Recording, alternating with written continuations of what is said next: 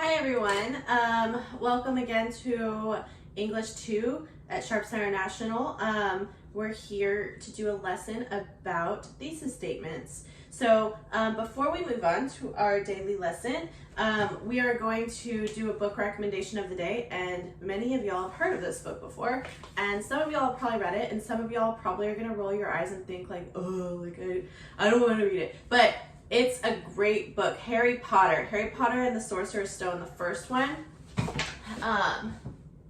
It's by J.K. Rowling. It's one of the most famous books written in the past like 30 years or whatever. It's a contemporary book.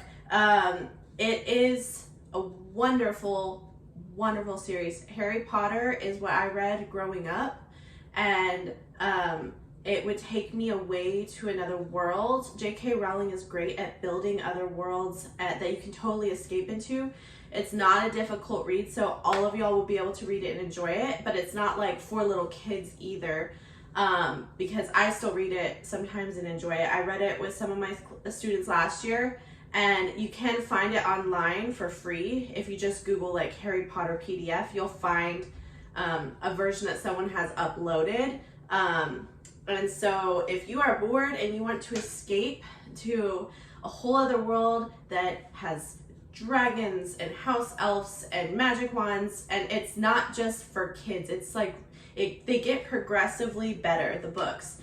And if you've seen the movies and you thought that they were kind of for kids, the movies I feel like are more aimed for younger audience, at least the first couple ones, but the books are something that you can lose yourself in regardless of your age, regardless of your reading level, and since it is so popular, I'm sure you can find a copy online for free. So my book recommendation for today is Harry Potter and the Sorcerer's Stone. Literally so close to my heart. I love it. I think you guys would like to. Okay, so today we're going to be doing a lesson on thesis statements. The type of writing that you're going to be expected to do for the most part, like the most important type of writing for English 2 is persuasive.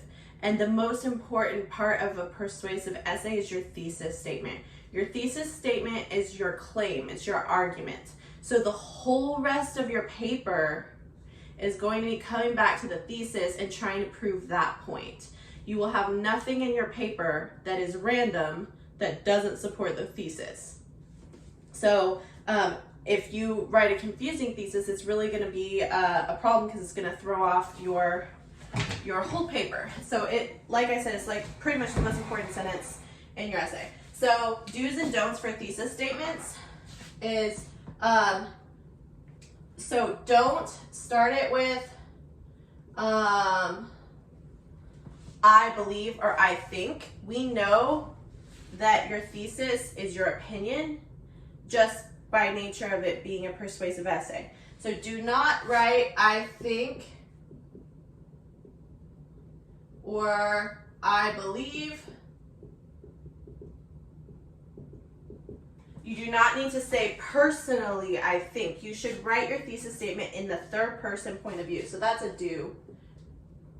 Third person, which means please do not write the word you. Do not write the word I.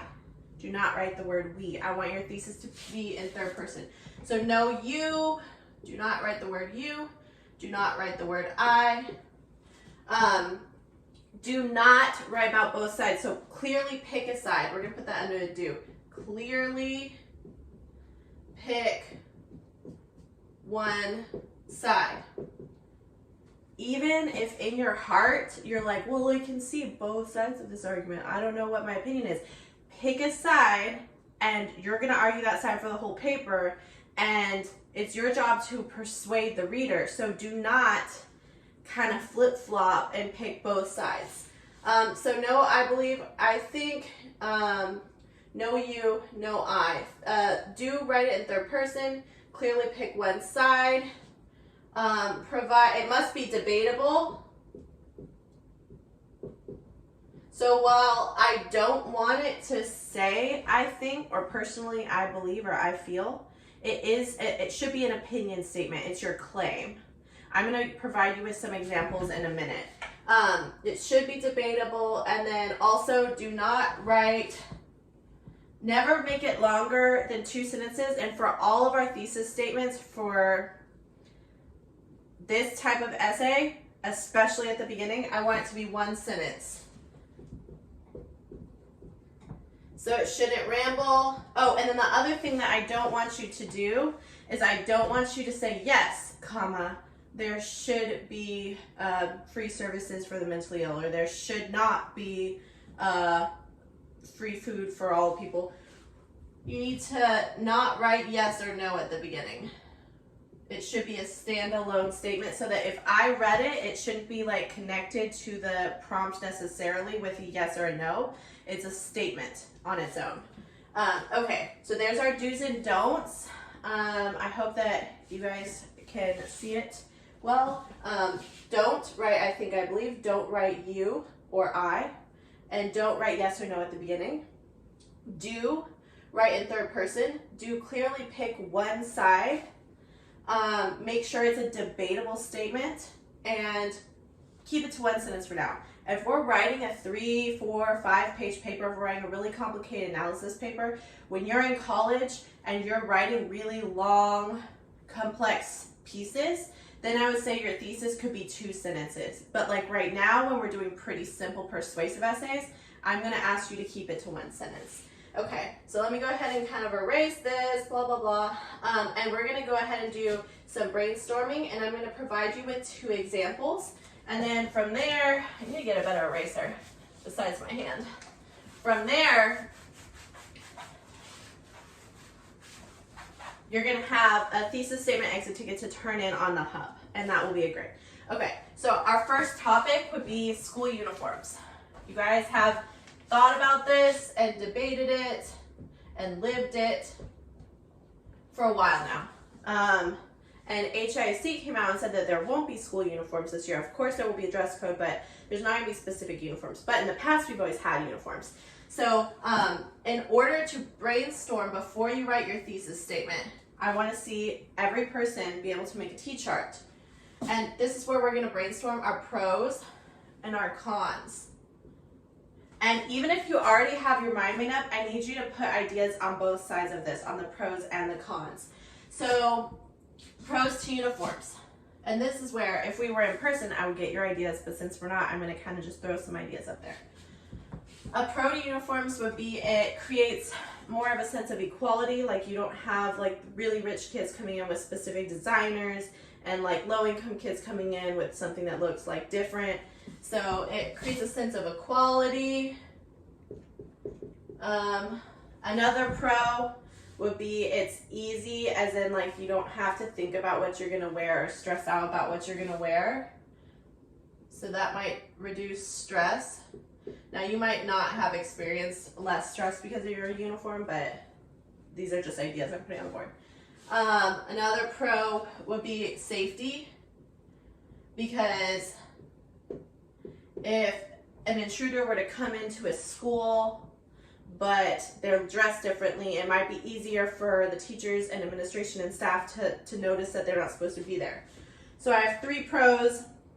Now I need to go to the cons. The cons are laundry.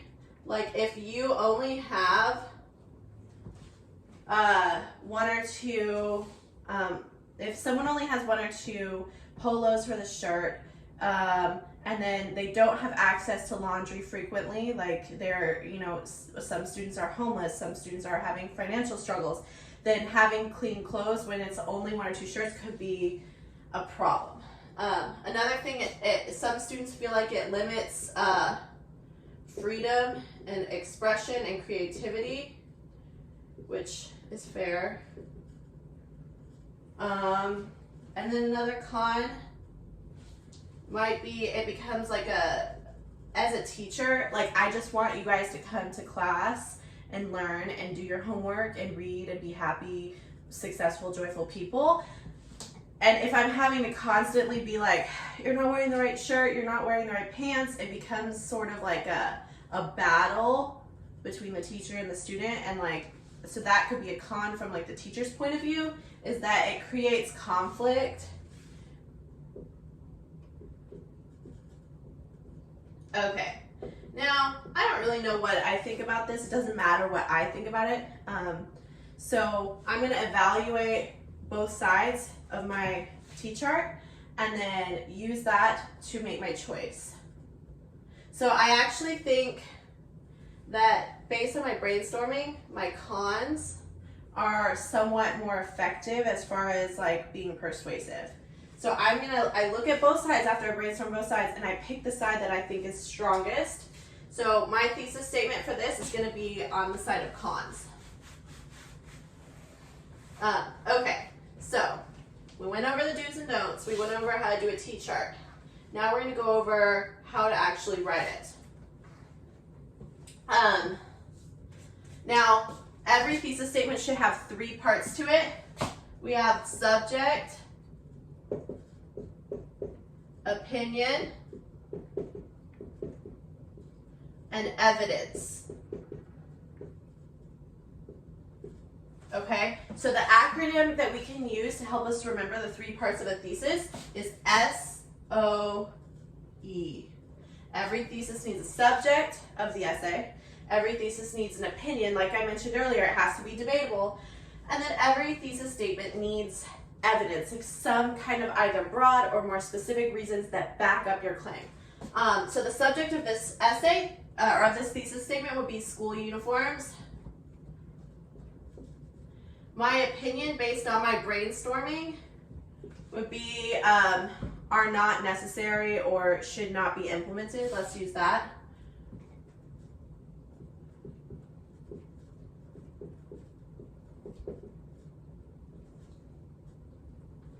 And then lastly, my evidence. I'm going to pick my 1 or 2 strongest reasons.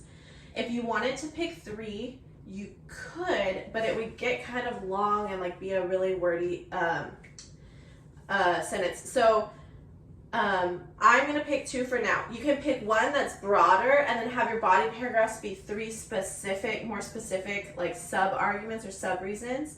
Or you can pick 2 or 3 that are more specific and then each body paragraph matches a reason. So evidence, I'm going to say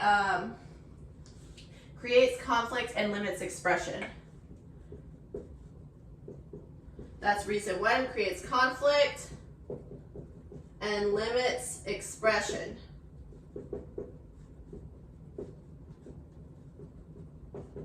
Okay, so now I'm going to put this together to make my thesis statement. So my subject, opinion, and evidence, you synthesize that together and have 1 sentence. Remember, go back to our guidelines. Do not say I, do not say you, do not say I believe. Do not start with yes or no. Just synthesize that. So I would make it say, my thesis would be school uniforms. School uniforms should not be implemented because it creates conflict and limits expression. Okay, so I'm going to go ahead and put that down here. School uniforms should not, and let's not write shouldn't, let's write both words, should not, because it sounds more formal, should not be implemented. And then we're going to use this transition word because they create conflict, and I'm going to get out of your way so you can see in just a second, and limit expression. So in that way, I use subject, opinion, evidence to make a very clear statement, and this is my thesis. The thesis statement is going to go with the last sentence of the introduction, and then body paragraph 1 would be about conflict. Body paragraph 2 would be about expression and creativity. So in that way, my thesis actually sets up the organization for the rest of the paper. Okay, so if you have any questions about this one specifically, feel free to shoot me an email or chat me on Teams. We're going to do one more example as a class right now, and I want you to go ahead and practice with me here. So make a T-chart. Our topic is going to be, should schools sell junk food in the lunchrooms? So our topic is junk food.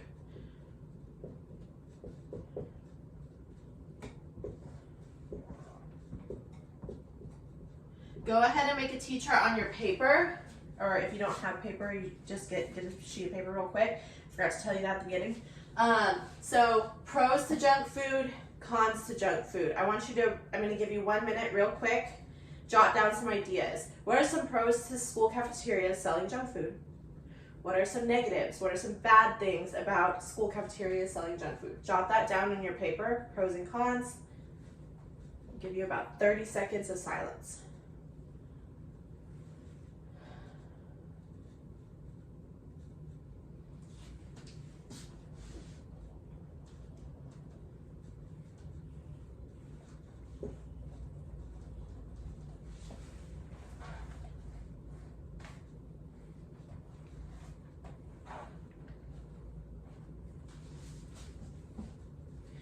Okay, so I hope you have some ideas on your T-chart. I'm doing this abbreviated because I don't want to sit here and make this video 30 minutes long.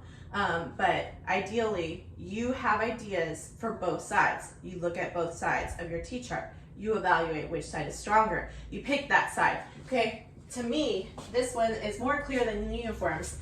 Junk food should not be sold in school cafeterias. Okay, so our subject, we going back to SOE, subject would be junk food in schools.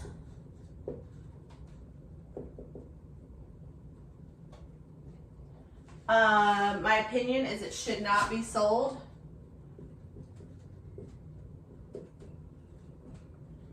And then my evidence, if I was picking this one, let's say I'm going to be more broad and then I'll be more specific in my body paragraph. So I'm going to give you one piece of evidence. My reason would be it detracts from student health.